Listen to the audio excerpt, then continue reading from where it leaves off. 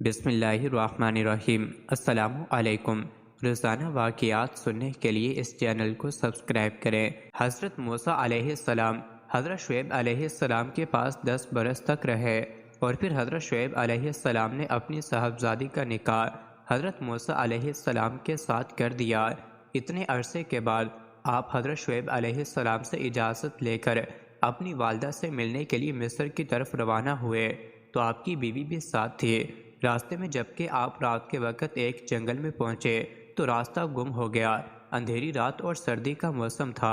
اس وقت آپ نے جنگل میں دور ایک چمکتی ہوئی آگ دیکھی اور بیوی سے فرمایا، تم یہاں ٹھہرو، میں نے وہ دور آگ دیکھی ہے، میں وہاں جاتا ہوں، شاید وہاں سے کچھ خبر ملے اور تمہارے تاپنے کے لیے کچھ آگ بھی لا سکوں۔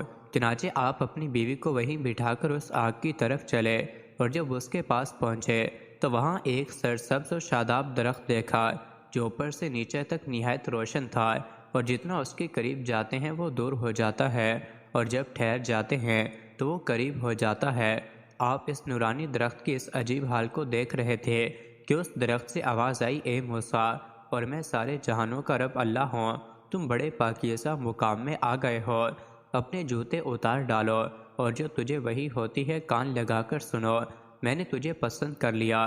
حضرت موسیٰ علیہ السلام نبوت سے مشرف ہو کر جب فرعون کے پاس پہنچے تو اس سے فرمایا کہ فرعون، میں اللہ کا رسول ہوں اور حق و صداقت کا علم بردار ہوں، دعوی خدائی کو چھوڑ کر اور ایک الہ کا پرستار بن۔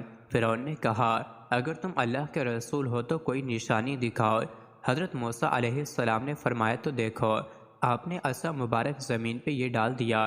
جب آپ نے وہ عصا زمین پر ڈالا تو وہ ایک بڑا اژدہا بن گیا، زرد رنگ، منہ کھولے ہوئے، زمین سے 1 میل اونچا، اپنی دم پر کھڑا ہو گیا، اور ایک جبڑا اس نے زمین پر رکھا اور ایک قصر شاہی کی دیوار پر۔ پھر اس نے فرعون کی طرف رخ کیا تو فرعون اپنے تخت سے کود کر بھاگا اور لوگوں کی طرف رخ کیا تو ایسی بھاگ پڑی کہ ہزاروں آدمی کچل کر مر گئے۔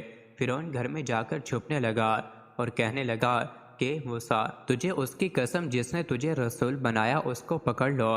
حضرت موسیٰ علیہ السلام نے اس کو اٹھا لیا تو وہ مثل سابق عصا تھا اور فرعون کی جان میں جان آئی۔ مزید ایسی ہی ویڈیوز کے لیے چینل کو ضرور سبسکرائب کریں۔